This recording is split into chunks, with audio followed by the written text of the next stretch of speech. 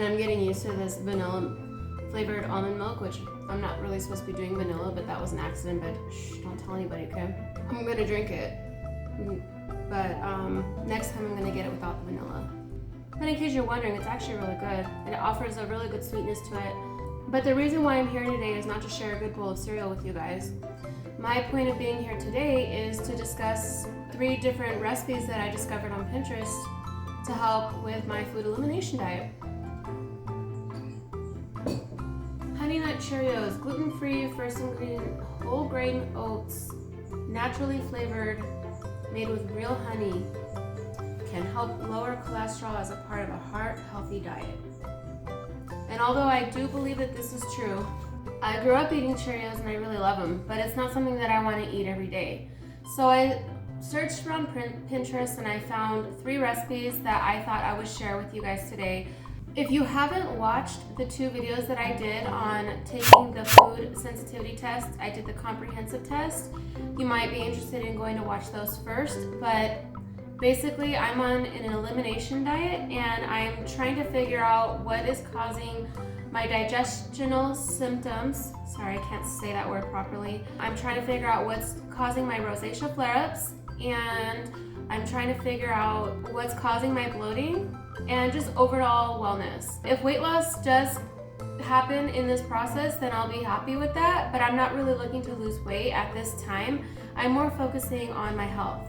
So the first recipe that I wanted to try were these coconut date energy bites. They're made by Such as Sweetheart. I picked these because they're high in calories but naturally sweet, and they're very easy and quick on the go. There's no added sugar, so they're perfect for like as a pre-workout snack. The second recipe that I wanted to try were these mini chocolate chip banana muffins.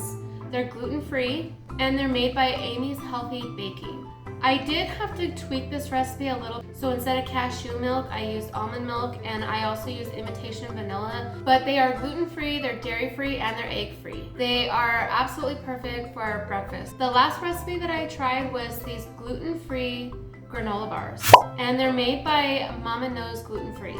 They're a bit rich because of the honey and the peanut butter, but they're still very delicious. It'll help keep you on track and stay focused on your diet. Also, there's no preservatives in them, so you know that you're eating clean. So if any of these recipes look good to you, please hang out with me today and we'll try them out together.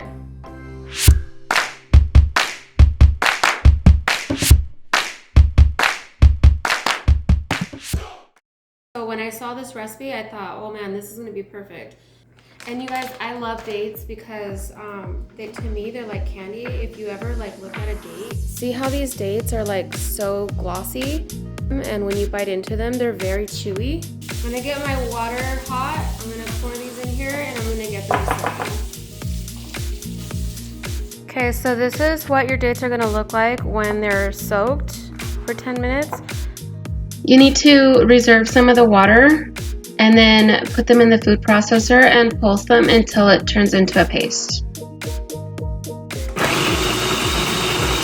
That's as pasty as I'm gonna get it, so we'll see how well that worked out. Then you add your pecans, your oats, and cocoa powder. They say that that's optional, and then you pulse until the mixture forms into balls.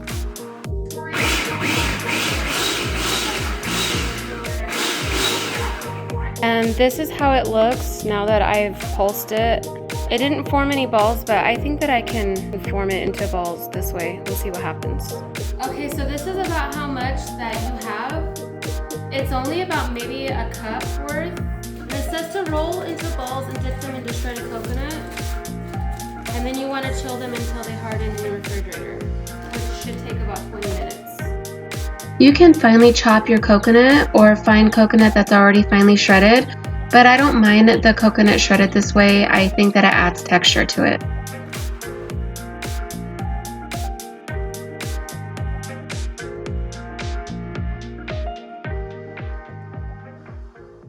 So these are done. I'm just gonna pack them into a container and throw them in the refrigerator.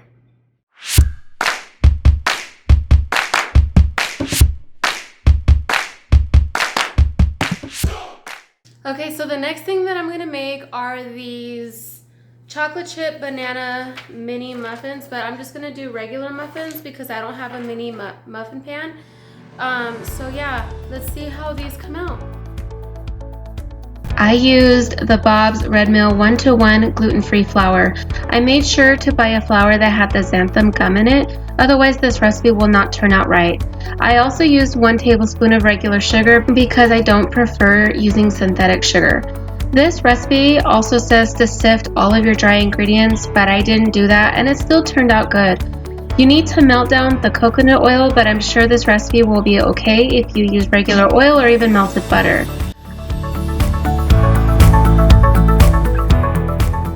I store my ripened bananas in the freezer, that's why they're so dark. I just throw them in the freezer with the peel on. I should have just used a bigger bowl because I had to transfer it over later. Again, I'm using imitation vanilla because I can't use pure vanilla on this elimination diet. The recipe called for 8 to 12 tablespoons of maple syrup if you're not using sugar, so instead I just used 4 capfuls, which is about 4 tablespoons.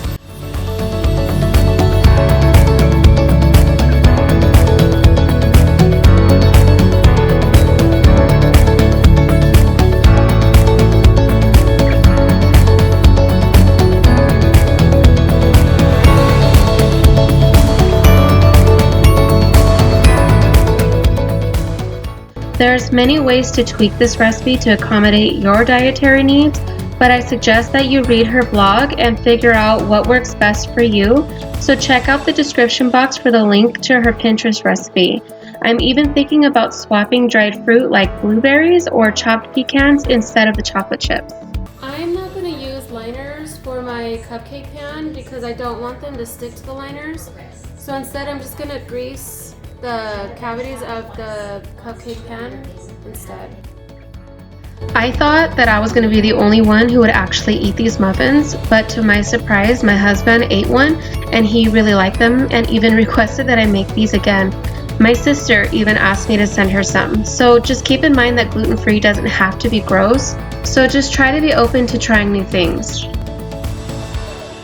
This is supposed to make 32 mini cupcakes. I don't know how much they're gonna rise and if they're gonna become very big because it does have 2 teaspoons worth of leavening agent in it, so we'll see how that turns out. I baked these at 350 for 15 minutes in my convection oven.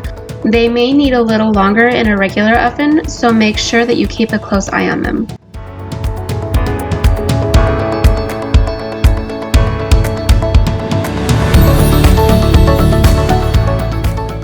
They look pretty on the bottom, but the top doesn't look like a normal muffin would. But then again, it is gluten-free. I have tried gluten-free before and it never comes out right, so hopefully these ones taste good. I don't know, we'll see. But it says to let it cool for 5 minutes in the pan and then transfer it to a wire rack.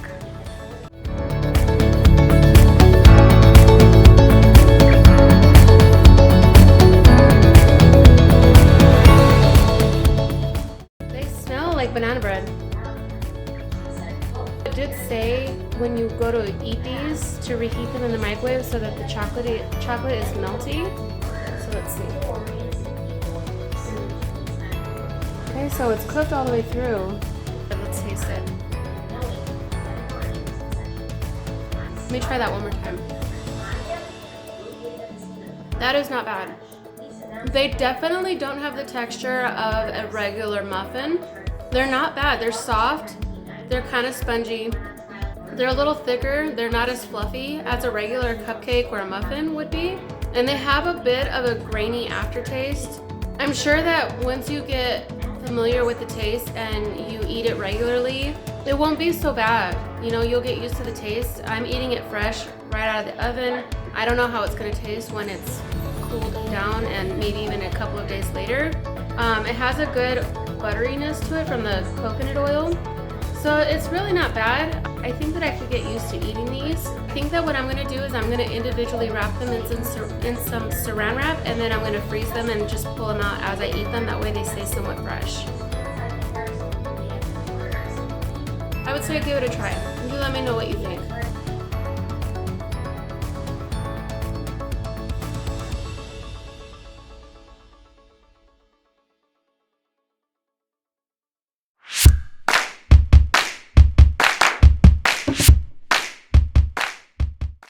Okay, so the last thing that I'm gonna make are some gluten-free granola bars, and these ones just are pretty easy to make. You just whip them up real quick and then you let them refrigerate for an hour before you eat them. Yeah, let's get started. Let's see how this goes.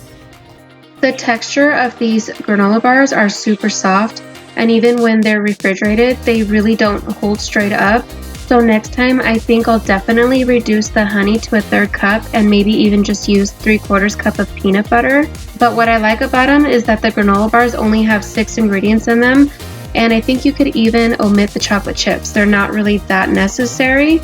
But overall, I like how little time it takes to prep these, and even though they're healthy, they taste decadent.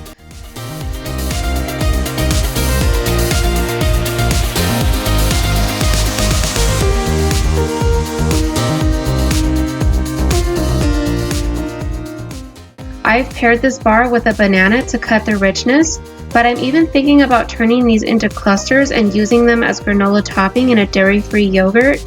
If you had a little extra time, maybe even consider melting down the chocolate chips and using it as a drizzle instead, and they'll look store-bought. I don't have an 8x8 pan, so I'm just gonna use this, which I think will be better because it actually comes out. This is a brownie pan that was given to me a long time ago. So I think I'm just gonna use this instead.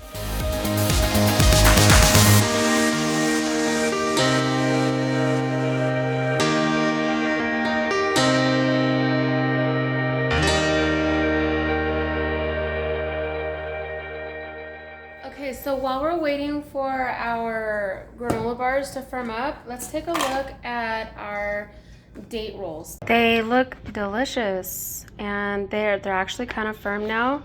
They're not as soft anymore, but you're definitely gonna want to keep this in the refrigerator anyway. But so let's go ahead and give this a taste. They smell so good. I love the way that coconut smells and the cocoa.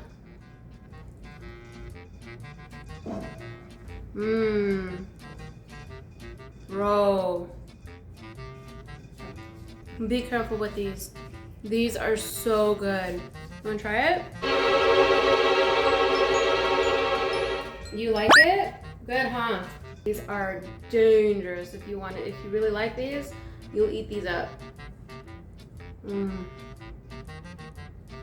So good. Mmm. That pecan.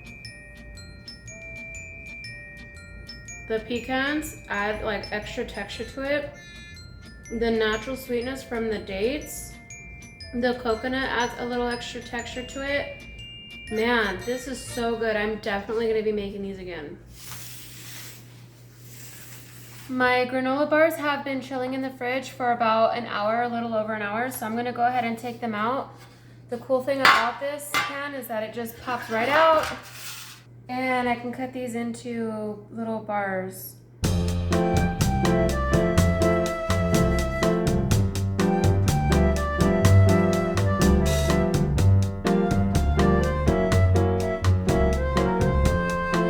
These are granola bars. Wanna try it?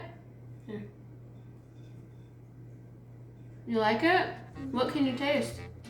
Peanut butter. Peanut butter? Anything else? Walnut. There's no walnuts in there. Do you taste anything else? Here, try this piece. Oatmeal. Oatmeal? Mm-hmm. Did you taste the chocolate chips in there? Yeah? Sorry, want that last bite? Cool.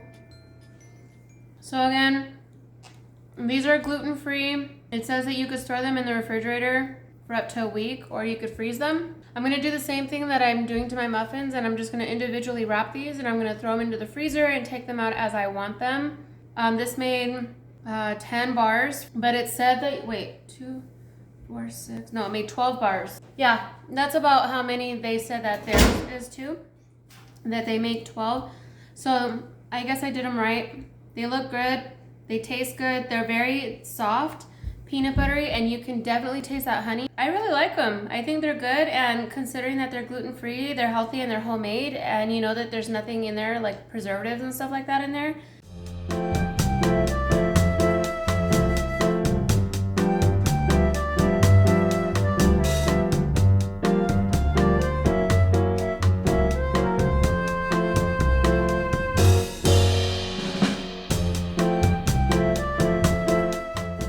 Okay, so just as a recap, let's go through these. I did find all of these recipes on Pinterest, and I'll link them down in the description box in case you want to give these recipes a try. The granola bars, they are 291 calories per bar, and you get 12 of them. So that's not too bad. I think when I buy my Cliff Bars, I think that they run around 230 to 260 calories. I am trying to look for a recipe to mimic that, only gluten-free. I know that it's used with rice cereal. They use rice cereal in it, and I think I could turn it into a gluten-free bar. So I'm gonna try a recipe like that soon because I really like Cliff Bars. The chocolate chip banana mini muffins, they are 130 calories for the regular size muffins. If you make 11 of them, but if you can somehow make 12 and just make them a little bit smaller, you might even get them for less calories than that. They say that the mini ones are only 45 calories. The coconut day energy bites, those are 185 calories per roll, but you could make them smaller and it would be even less calories. Like let's say you wanted to just make the rolls cut in half, you could definitely do that and it would only be like 90 calories a piece. So not bad on the calories. I'm not really worried too much about calories. I'm more worried about the gluten part of it. Honestly, I'm not even really worried about gluten that's in granola bars and stuff like that, but because I'm doing this challenge or this elimination diet to see if my body reacts differently without gluten on all accounts, I'm just doing that. I'm not really worried about calories, but maybe further on, if I do decide to try and lose some weight, maybe I would do that. Anyway, if you guys found this video helpful in any way, you liked what you saw a recipe that you want to try out, let me know down in the comments section down below. If you do try it out, let me know how you like it, and if you tweaked it, let me know what you did, that way I could try it. And if you guys have any recipes that you want to tell me about that you found on Pinterest or Google or whatever, let me know that too. I would be grateful for that kind of information because this face is getting real pudgy from all the water weight and I am over it. So anyway, if you like this video, please give me a thumbs up. Please subscribe if you're new, and I will see you guys next time. All right, bye.